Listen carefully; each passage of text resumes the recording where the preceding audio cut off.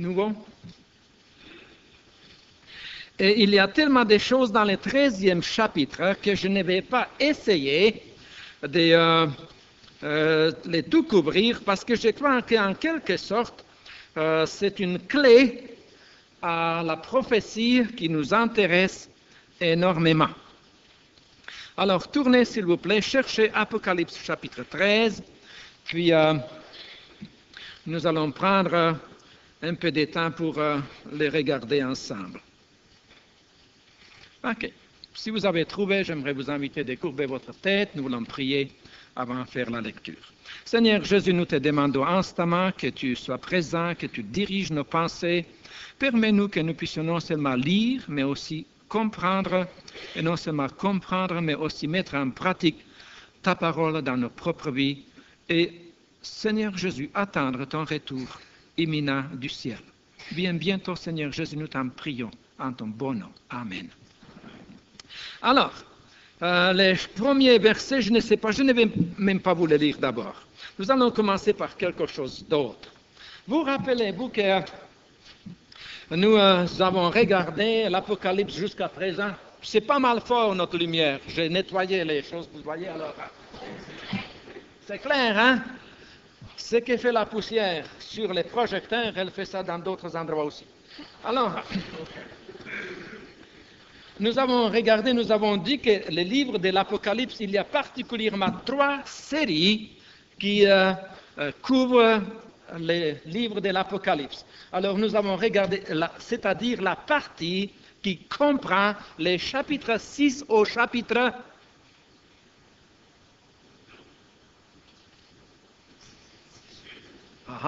c'est ça, chapitre 18, 6 à 18. Et cette partie 6 à 18, nous avons dit que ça concerne une partie dans la prophétie qu'on appelle la grande tribulation.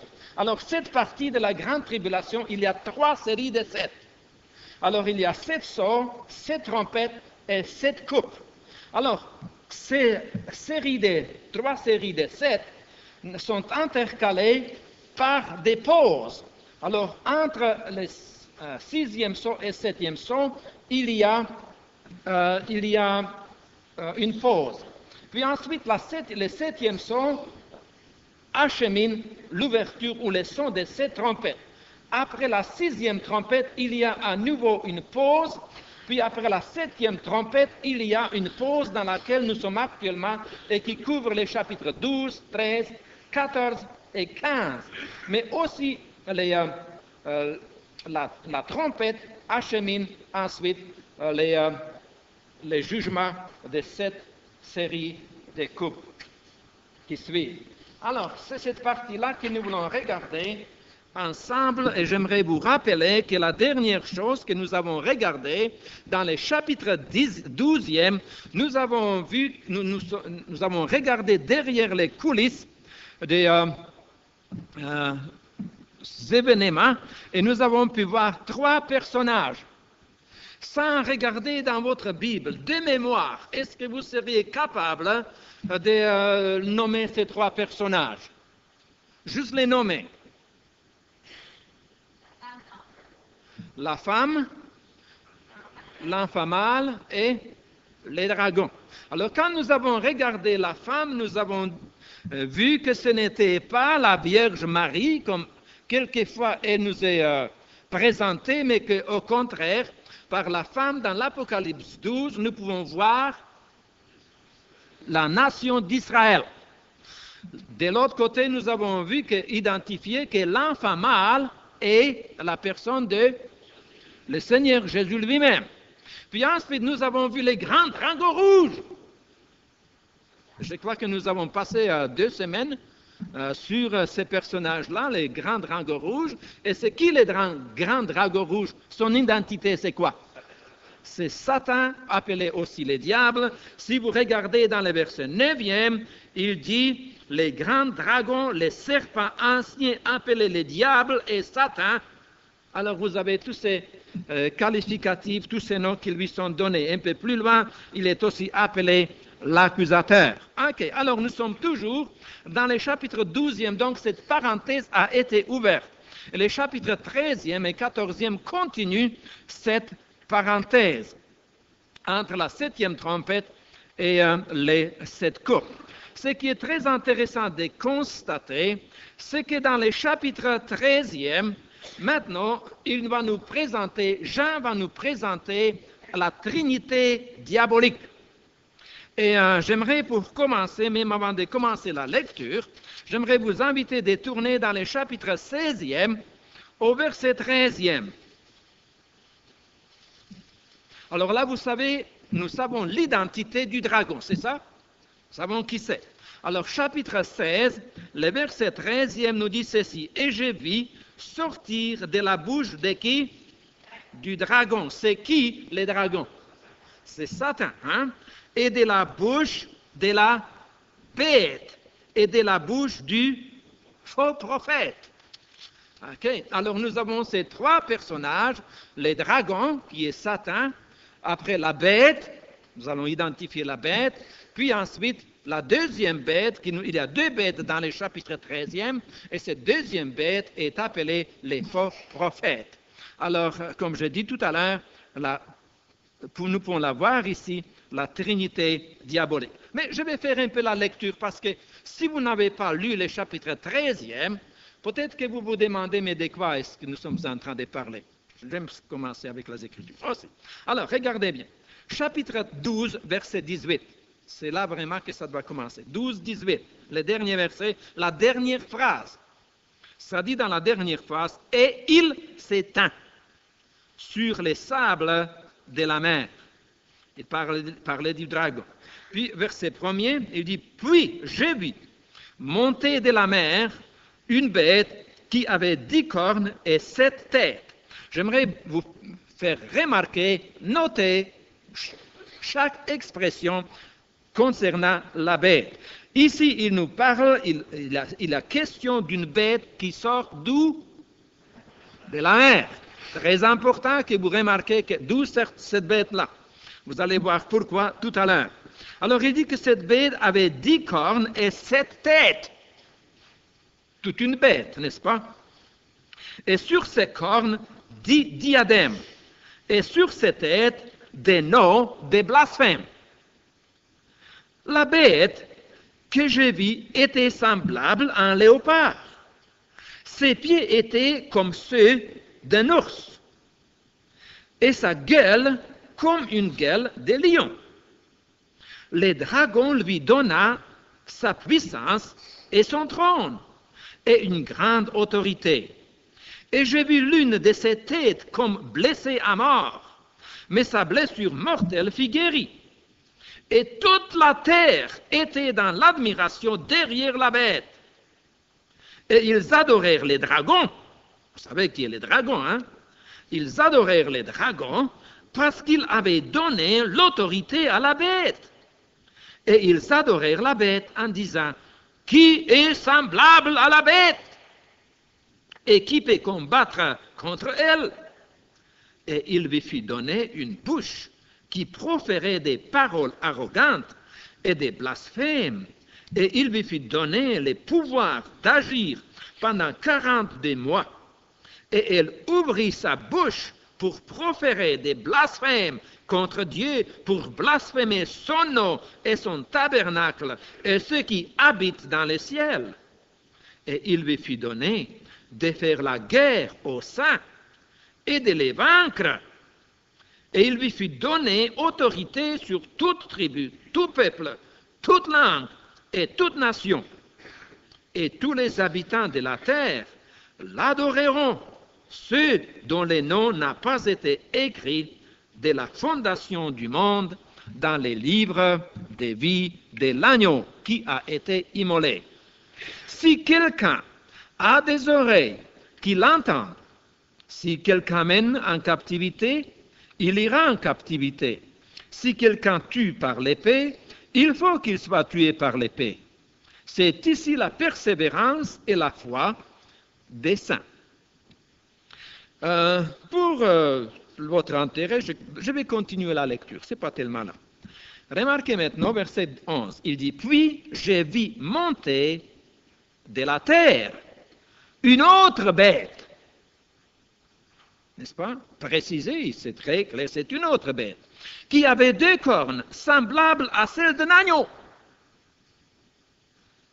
et qui parlait comme un dragon, comme les dragons.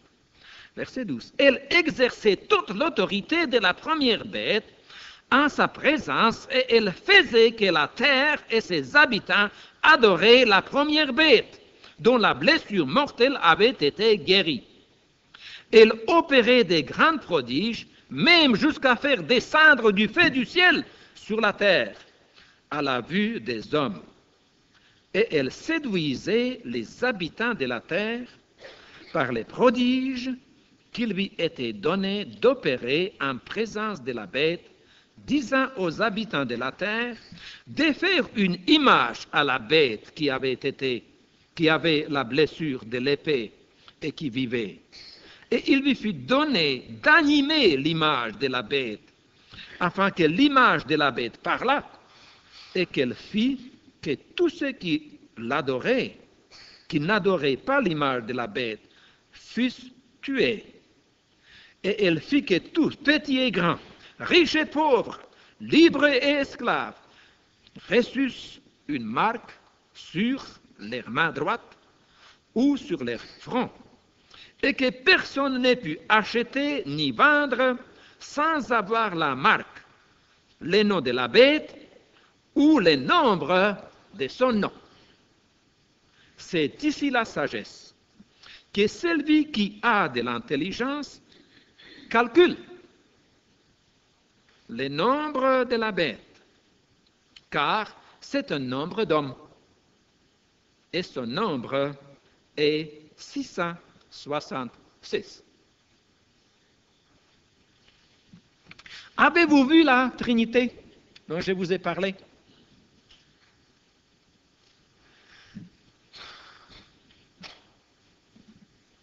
Ces côtés-là. Qui sont les 3 personnages?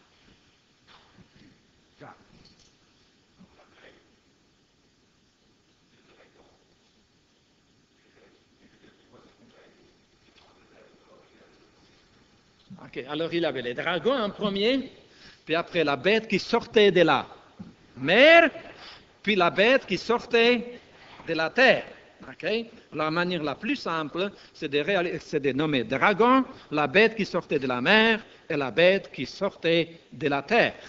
Ok, tout simplement, nous pouvons voir que je dis tout à l'heure qu'en réalité, il parlait de cette trinité diabolique. Et si on regarde les personnes pour pouvoir les identifier, dans les chapitres 12e, l'identité du premier personnage nous est très clairement identifiée. Et ce personnage, Satan, assure ou prend la place, ou se présente comme il prend la place du Dieu le Père. Il prend la place du Dieu souverain, de sa puissance, de son éternité. Et son désir était de monter sur la sainte montagne de Dieu. Vous rappelez-vous ce que nous dit Ézéchiel? Et être semblable au Très-Haut. C'était ça son aspiration et la cause de sa chute. Il aspirait, il voulait être pareil que Dieu. Aller jusqu'à la sainte montagne de Dieu. Le deuxième personnage, ou la bête qui sortait de la mer, remplace ou représente le Seigneur Jésus. C'est un contrefait de la personne de Jésus-Christ. Le troisième personnage, c'est-à-dire la bête qui sort de la terre, quelle est l'œuvre du Saint-Esprit dans le monde? Qu'est-ce qui fait le Saint-Esprit dans le monde? Pardon? Comment le monde est glorifié, le but de la présence du Saint-Esprit dans le monde, c'est de glorifier Jésus-Christ. C'est d'attirer l'attention et de donner gloire au Seigneur Jésus. Avez-vous remarqué qu'est-ce qu'il faisait la bête qui sortait de la terre? Elle faisait pour que tous les habitants de la terre font quoi? Adorent la bête qui sortit de la mer, c'est-à-dire l'Antéchrist. Alors, nous pouvons les appeler Satan, l'Antéchrist, et comment c'était marqué dans les chapitres que nous avons lus tout à l'heure, chapitre 16e? Les faux prophètes. Les faux prophètes. Alors, Satan, l'Antéchrist et les faux prophètes. OK. Ce qui, en réalité, je vais essayer de les simplifier suffisamment pour que nous puissions aller ensemble. Je ne voudrais pas laisser quelques personnes en arrière quelque part. Alors, première chose que je voudrais que nous sachions, que dans les Écritures, et particulièrement dans les prophètes Daniel et dans les évangiles, le Seigneur Jésus en parle, dans les épîtres, l'apôtre Paul en parle, d'un personnage qui s'appelle l'Antéchrist. Évidemment, Daniel, dans sa prophétie, ne parle pas de ces personnages comme étant l'Antéchrist. Mais ce qui est très intéressant de voir que les personnages qui est décrit par Daniel dans différents chapitres, si vous voulez regarder ça à la maison, au chapitre 2e, chapitre 2, il nous présente ces personnages, qui est l'Antéchrist, chapitre 7e, chapitre 8e, chapitre 9e. Alors, les prophètes Daniel est vraiment en quelque sorte prérequis pour pouvoir comprendre l'Apocalypse, et surtout l'Apocalypse 13. Comprenez-vous? Alors, Daniel en parle. Maintenant, si vous regardez dans le Nouveau Testament, les deuxième épître aux Thessaloniciens, 2 Thessaloniciens, je n'ai pas lu dans Daniel parce que ça nous prendrait bien trop de temps de lire tous ces passages-là, mais nous allons référer dans quelques instants à quelques de ces références dans les prophètes de Daniel. Mais si vous avez trouvé 2 Thessaloniciens au chapitre 2e,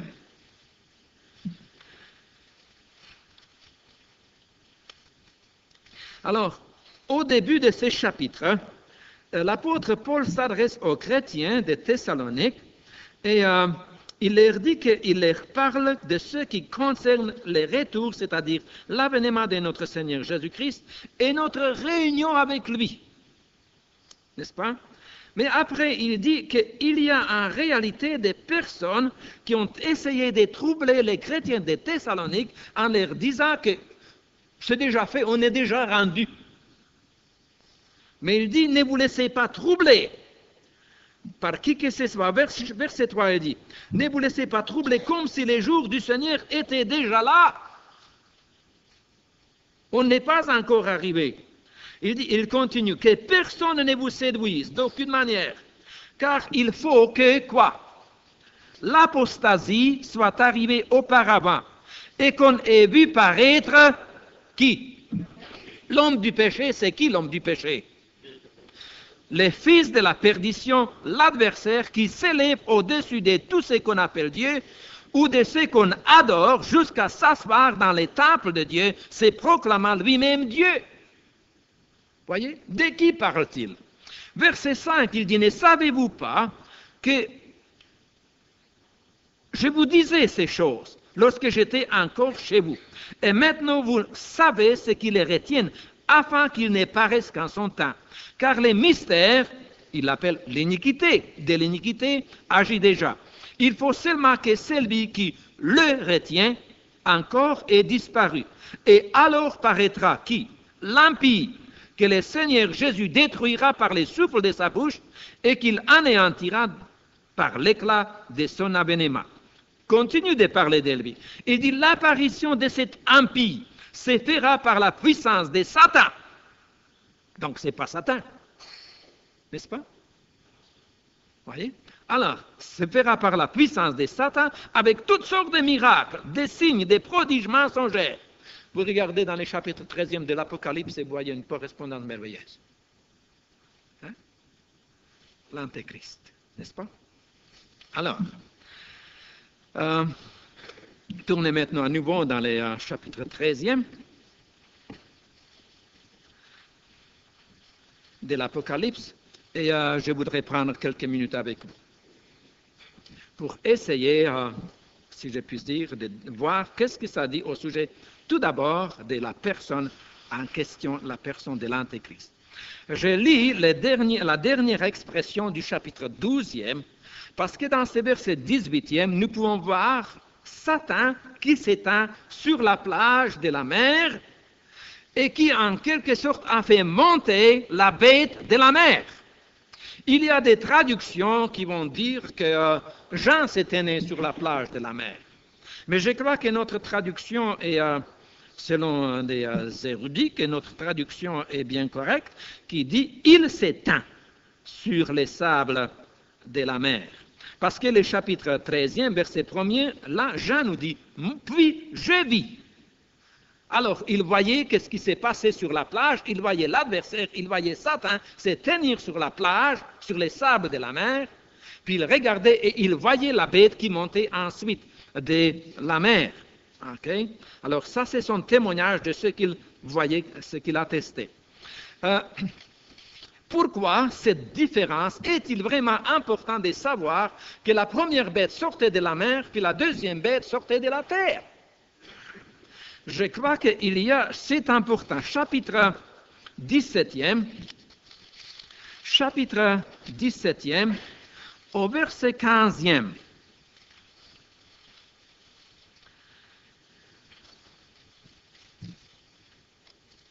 Verset 15, il dit, « Et il me dit, les eaux que tu as vues. » Et savez-vous quelque chose qui est merveilleux quand nous lisons dans bien des choses dans l'Apocalypse? On n'a pas besoin de deviner. Il y a certaines choses, tout n'est pas expliqué, mais l'Écriture s'explique par l'Écriture. Alors là, ici, là, dans le verset 15e, il dit, « Et il me dit, les eaux que tu as vues, sur lesquelles la prostituée est assise, ce sont des peuples, des foules, des nations et des langues. » Puis après, il parle de la bête. Mais il nous identifie, c'est quoi vraiment la mer? Les nations, les peuples, les multitudes. Si je puis dire, alors par la mer, nous pouvons voir que la bête va sortir, va avoir un aspect international. Parce qu'elle va sortir des nations, du peuple. C'est fort possible qu'il va avoir un aspect des Nations Unies. Mais ça va être définitivement un personnage qui va englober et qui va entrer dans les cadres universels des gens. Ésaïe 17. Si vous remarquez que même dans l'Ancien Testament, il réfère aux nations en parlant, en les, comme je dis, dans une image de la mer. Chapitre 17, verset 12e. 17, 12. « Oh, quelle rumeur des peuples nombreux! Ils mugissent comme mugit la mer. Quel tumulte des nations! Les nations, les peuples nombreux, comme une mer qui mugit. Elles grondent comme grondent les eaux puissantes. Les nations grondent comme grondent les grands eaux.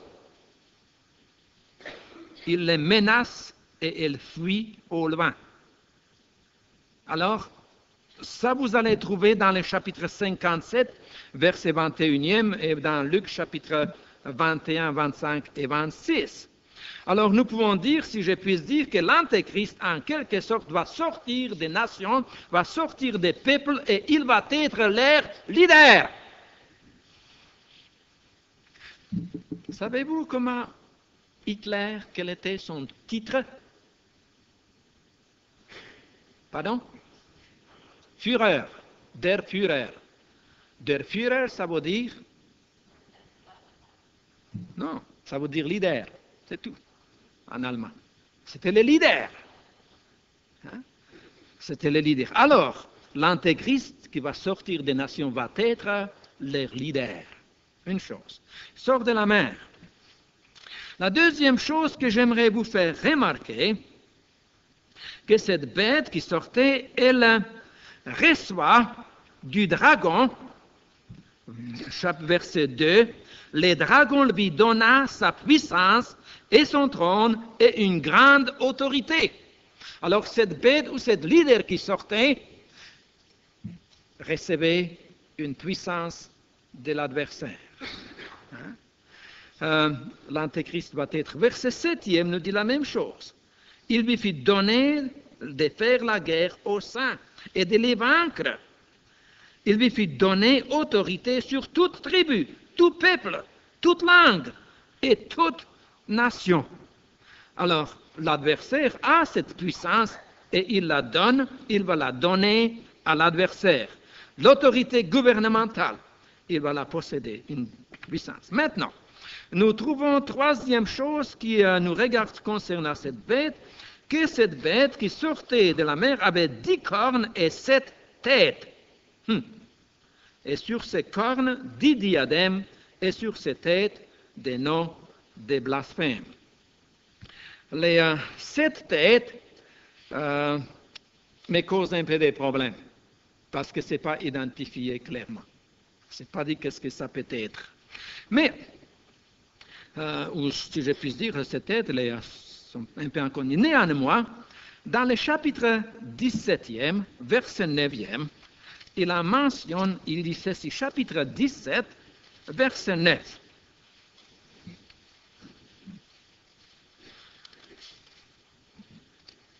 C'est ici l'intelligence qui a de la sagesse. Les 7 têtes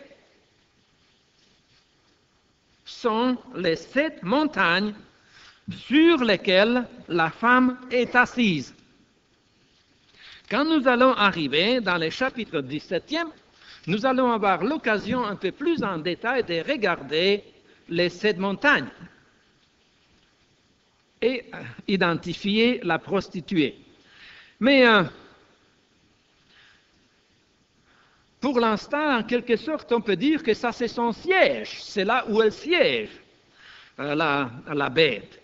Ou encore que quelques-uns suggèrent que ce sont les 7 continents sur lesquels l'Antéchrist va exercer son autorité, son pouvoir. Alors, si c'est son siège, vous savez, il y a une ville qui est assise sur cette montagne, ou cette colline. C'est quoi? Quelle ville? C'est Rome qui est assise sur cette colline. Alors, il dit, chapitre 17, verset 9, que les 7 têtes sont 7 montagnes sur lesquelles la prostituée est assise. Alors, une possibilité que c'est l'endroit de son siège du gouvernement. Deuxième, que ce sont les 7 continents sur lesquels elle exerce l'autorité. D'autres suggèrent encore que ce sont les 7 nations païennes qui ont conquis Israël. Égypte, Assyrie, Babylone, Perse, Grèce, Rome et l'Antéchrist lui-même. Alors, il y a ça, en quelque sorte, c'est de la spéculation. OK? Alors, on ne va pas poursuivre ça trop loin. Maintenant, il y a deuxième chose que nous lisons encore dans les premiers versets. Alors, une bête qui avait 10 cornes et 7 têtes. Les cornes, par exemple, c'est beaucoup plus facile. Savez-vous pourquoi? Non, parce que c'est écrit. Je n'ai pas besoin de spéculer. Chapitre 17. Quand c'est écrit, j'aime ça. Parce que je sais que je suis sur un terrain solide. Alors, chapitre 17, verset 12. Ça dit les 10 cornes que tu as vues sont 10 rois. Pas besoin de deviner, j'ai juste besoin de lire. Les 10 cornes sont 10 rois. Ça, c'est la première des choses qu'il dit. Qui n'ont pas encore reçu des royaumes. Donc, ce n'était pas quand Jean a écrit ces rois encore n'avaient pas existé. Ça ne peut donc pas être Nebuchadnezzar. Parce que c'était encore dans l'avenir. Mais qui reçoivent l'autorité comme roi pendant 1 heure avec la bête, au même temps qu'elle. ils ont un même dessein. Et ils donnent leur puissance et leur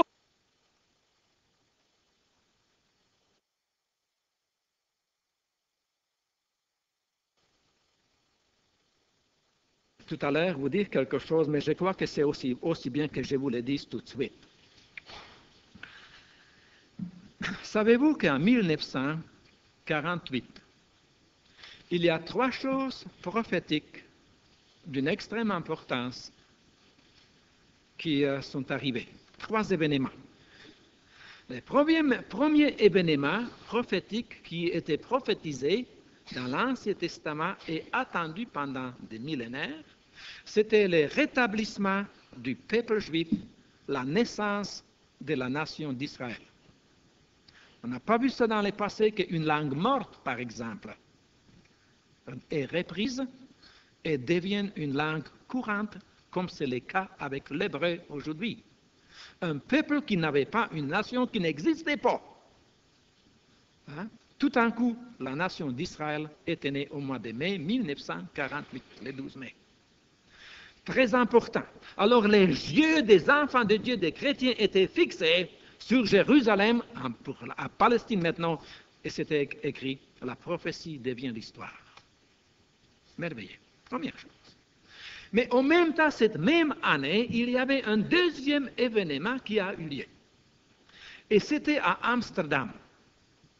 À Amsterdam, il a pris naissance l'église œcuménique, où toutes les églises, ou presque, se sont unies pour former une unité, un ensemble. Et c'est là, et à partir de 1948, nous avons l'église œcuménique, unité des églises.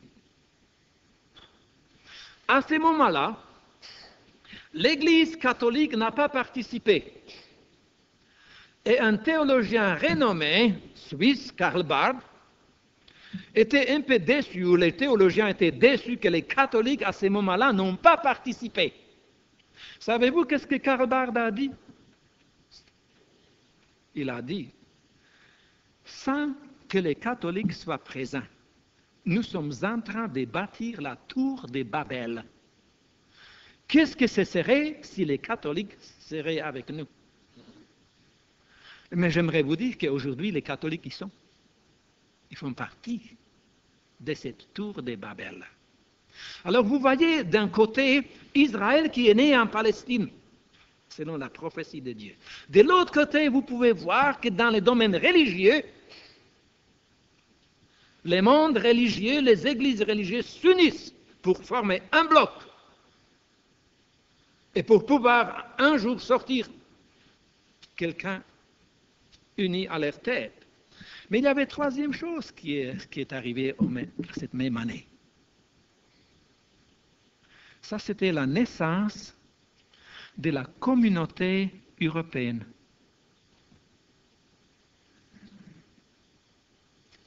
Et savez-vous, il y a des choses qui sont très intéressantes. Il faut que j'enlève mes lunettes pour vous voir. C'est vrai, il faut que je reste ici, c'est ça? Dans la dernière guerre, vous savez que l'Allemagne était divisée en 2. Vous saviez ça? Allemagne de l'Est et Allemagne de l'Ouest. La frontière entre les deux Allemagnes, c'est les Rhin. C'est très intéressant. C'est très intéressant parce que ça correspond à l'ancienne frontière de l'Empire de Rome.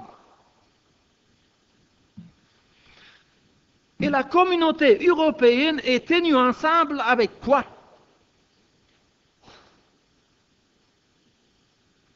Avec les traités de Rome. Les traités de Rome qui demandent que les nations participantes, pour les bénéfices de l'ensemble, cèdent de leurs privilèges et autorités pour les biens communs. Puis, au début, on a commencé, je crois, avec 6, puis après il y avait 7, puis après il y avait 8, puis après il y avait 9. Combien il y en a aujourd'hui? Hein? Il me semble qu'il y a 10 aujourd'hui qui font partie de la communauté européenne.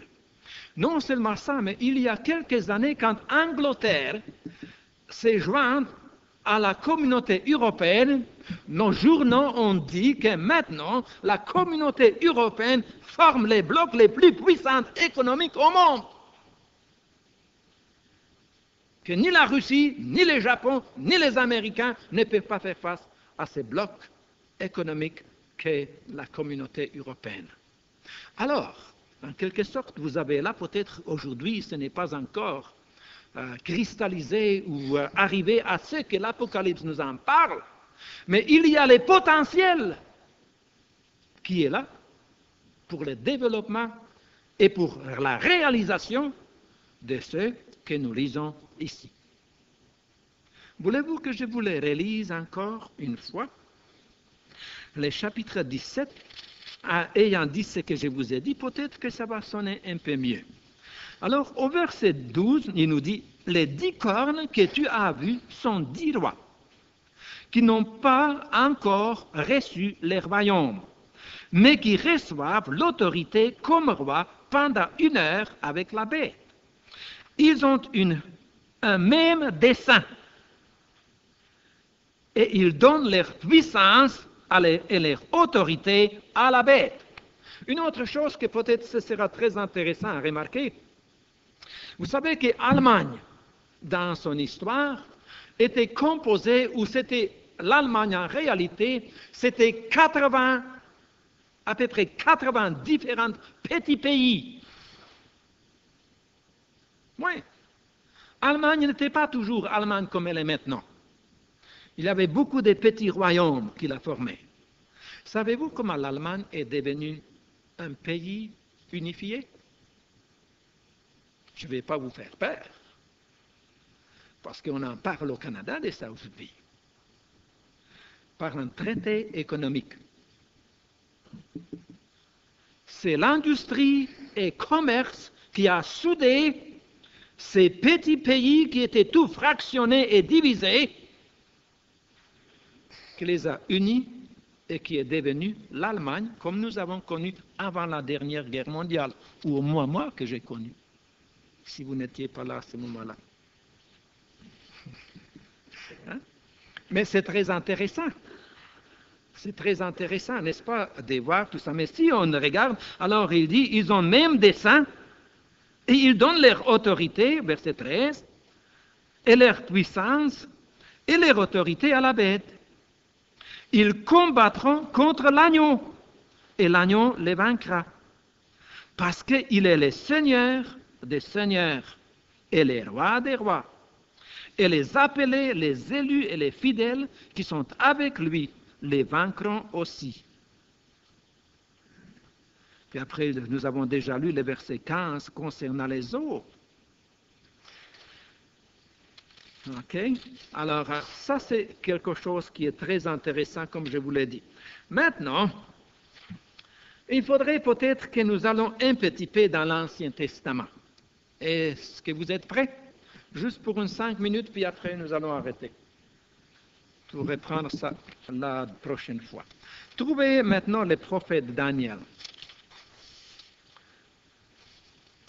OK? Le prophète Daniel. Et dans le prophète Daniel, je vous ai dit qu'il y a plusieurs chapitres qui en parlent, mais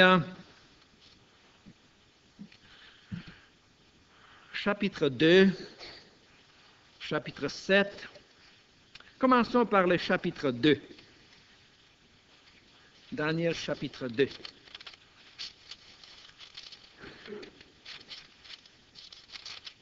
Je trouve ça vraiment, je dois dire, excitant et fantastique quand je lis et quand je compare Apocalypse avec Daniel. Dans Daniel, le 2e chapitre, nous trouvons qu'il y avait une statue que les rois a une vision nocturne, il ne savait pas, il était très troublé avec ça. Puis, vous rappelez-vous qu'il a convoqué ses satrapes, ses sages, ses magiciens pour lui expliquer. Tout d'abord, il leur demandait qu'il lui raconte son songe. Puis après, qu'il interprète son songe. Mais les sages n'étaient pas suffisamment sages pour expliquer les songes, et encore bien moins pour lui dire de quoi il a rêvé. Imaginez-vous que quelqu'un vous demanderait, dis-moi de quoi j'ai rêvé la nuit passée. Pas mal compliqué. Alors, il a décidé, parce qu'il ne voulait pas leur dévoiler les songes, parce qu'il dit, si je vous dis quel était mon rêve, là vous avez mes comptes des mensonges. Vous voyez? Alors, là je vais savoir si vous êtes vraiment sage, ensuite si vous me dites de quoi j'ai rêvé. Et quelle était l'explication de mon rêve. Alors qu'ils n'ont pas pu expliquer, alors il a décidé de les exécuter, les mettre à mort. Vous voyez? Et parmi eux était Daniel. Sage sauf, il n'était pas parmi ceux qui participaient, mais Daniel s'est mis à prier. Et Dieu lui a révélé quels étaient les songes, les rêves que Nebuchadnezzar avait. Et dans le chapitre 2e, il nous raconte, verset 31, il dit, « Ô roi, tu regardais et tu voyais une grande statue. » Ça, il compte exactement les rêves qu'il avait. Cette statue était immense, d'une splendeur extraordinaire. Elle était debout devant toi et son aspect était terrible. La tête de cette statue était d'or pur. Sa poitrine et ses bras étaient d'argent, et son ventre et ses cuisses étaient d'airain. Ses jambes de fer, ses pieds en partie de fer et en partie d'argile. Tu regardais lorsque une pierre se détacha sans le secours d'aucune main, frappa les pieds de fer et d'argile de la statue et les mit en pièces. Alors, les fers, l'argile, l'airain, l'argent et l'or furent brisés ensemble et devinrent comme la balle qui s'échappe du nerf en été. Les vins les emportant et nulle trace n'en fut retrouvée. Mais la pierre qui avait frappé la statue devint une grande montagne et remplit toute la terre. Voilà les songes. Nous en donnerons l'explication. C'est bon, pas besoin de deviner. Ô roi, tu es le roi des rois, car le Dieu des cieux t'a donné l'empire, la puissance, la force et la gloire, et il a remis entre tes mains, en quelque lieu qu'il habite, les enfants des hommes, les bêtes des champs et les oiseaux du ciel, et il t'a fait dominer sur eux tous. C'est toi qui es la tête d'or. C'était qui? Nebuchadnezzar, Babylone. N'est-ce pas? Regardez, tout de suite après, verset 39. Après toi, il s'élèvera un autre royaume. Après toi, un autre royaume, moindre que le tien. Puis un troisième royaume qui sera d'airain et qui dominera sur toute la terre. Il y aura un quatrième royaume, fort comme du fer. De même que le fer brise et rompt tout, il brisera et rompra tout, comme le fer, qui met tout en pièces. Alors, il continue et il dit ensuite, verset 41, « Et comme tu as vu les pieds et les orteils, » Rebecca, combien des orteils as-tu? Hein? 10. T'as 10 orteils. La statue, combien des orteils avait-elle? Hein? Elle aussi avait 10. Hein? Alors, elle avait des orteils, en partie d'argile des potiers et en partie des fers.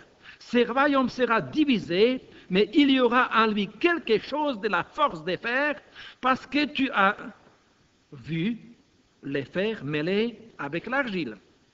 Et comme les doigts des pieds étaient en partie, alors les doigts, c'est-à-dire les orteils, de fer et en partie d'argile, ce royaume sera en partie fort et en partie fragile.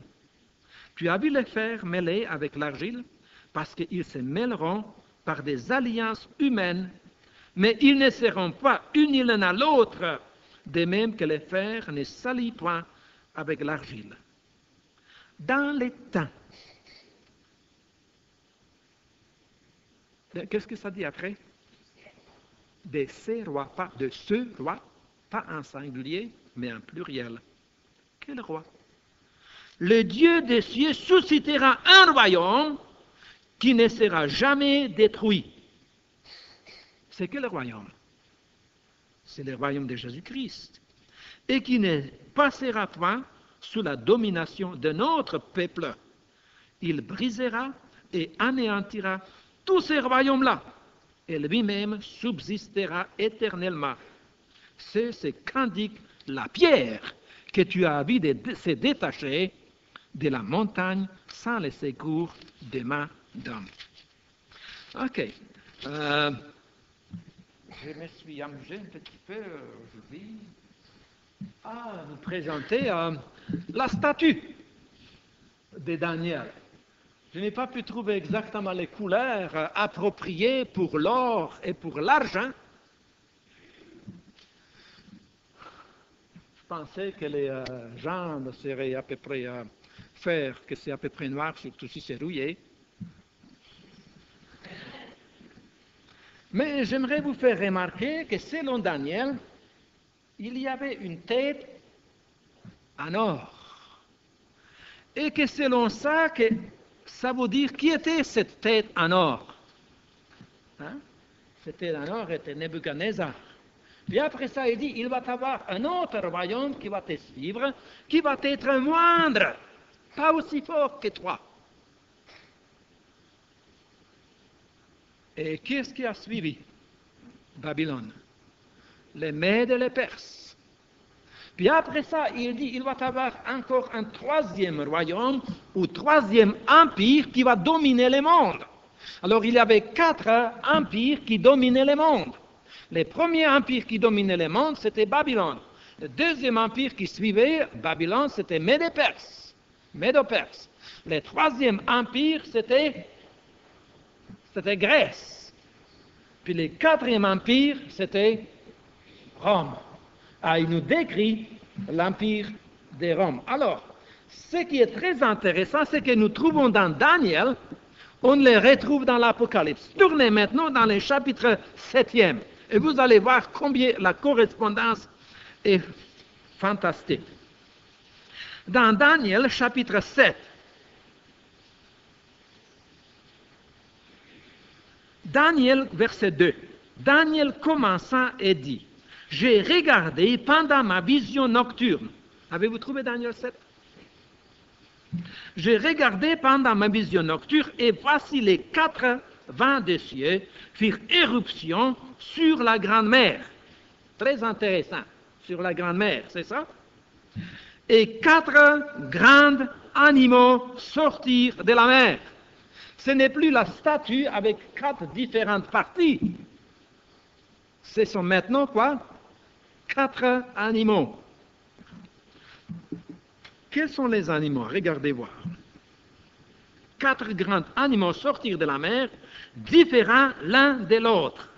Le premier était semblable à un lion. Il avait des ailes d'aigle. Je n'ai pas encore vu un lion avec les ailes. Mais c'est quand même, comment ça s'appelle, c'est pour illustrer une vérité. Il dit, j'ai regardé jusqu'au moment où ses ailes furent arrachées, il fut enlevé de terre et mis debout sur les pieds, comme un homme, et un cœur d'homme lui fut donné. Et voici un second animal était semblable à un ours. Il se tenait sur un côté, et il avait 3 côtes dans la gueule, entre les dents, et on lui disait, lève-toi, mange beaucoup de chair. Après cela, j'ai regardé, et voici un autre était semblable à un léopard. Il avait sur les dos 4 ailes, comme un oiseau. Cet animal avait 4 têtes, et la domination lui fut donnée. Après cela, j'ai regardé pendant ma vision nocturne, et voici, il y avait un 4e animal, terrible, épouvantable, extraordinairement fort. Il avait des grandes dents de fer. Il mangeait, brisait, et il foulait aux pieds ce qui restait. Et il était différent de tous les animaux précédents. Il avait, quoi? 10 cornes. J'ai considéré les cornes, et voici une autre petite corne sortie du milieu d'elle. Et 3 des premiers cornes furent arrachées devant cette corne. Et voici, elle avait les yeux comme des yeux d'homme, et une bouche qui parlait avec arrogance. Puis, après, c'est magnifique parce que ça continue et ça revient pareil comme dans les chapitres 2. Il nous revient à la personne du Seigneur Jésus. Alors, qu'est-ce qu'en réalité, nous pouvons voir? Tournez maintenant dans Apocalypse chapitre 13. Bon.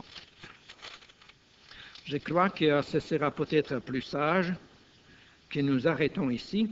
Mais au verset 2, ça dit ceci: la bête que j'avais vue, que je vis, était semblable à quoi? Un léopard. Ses pieds étaient comme ceux d'un ours, et sa gueule comme une gueule de lion. Daniel, il commence avec, c'était quoi la première bête qu'il voyait? Le lion, deuxième, un ours, un léopard, puis troisième, c'est tout simplement une bête terrible. Remarquez comment Jean, il le décrit. Verset 2, il commence avec quoi? La bête. Voyez? Daniel, il finit avec la bête, puis Jean commence avec la bête. Daniel, quand il parlait de ces 4 animaux, il regarde en avant d'une manière prophétique. Puis il va d'abord le lion. Ensuite, il va l'ours. Après léopard, puis il finit cette bête terrible, épouvantable.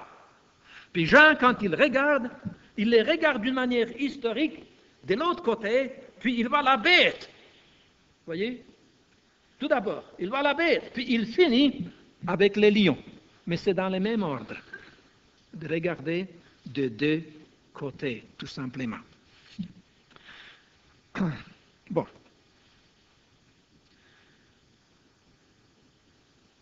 Je crois que je vais arrêter ici. C'est aussi bien ici qu'ailleurs. Moi, je trouve ça très intriguant et très intéressant, j'aime ça. Parce que, non seulement que c'est prophétique, c'est pas ça qui est si merveilleux, mais c'est que en réalité, nous sommes en train de voir autour de nous s'accomplir de certaines de ces choses. Et nous pouvons voir et apparaître des signes. C'est ça, comme je vous ai conté, sur la communauté européenne. Puis nous allons terminer le chapitre 13e avec le 666, mais ce n'est pas pour ce soir.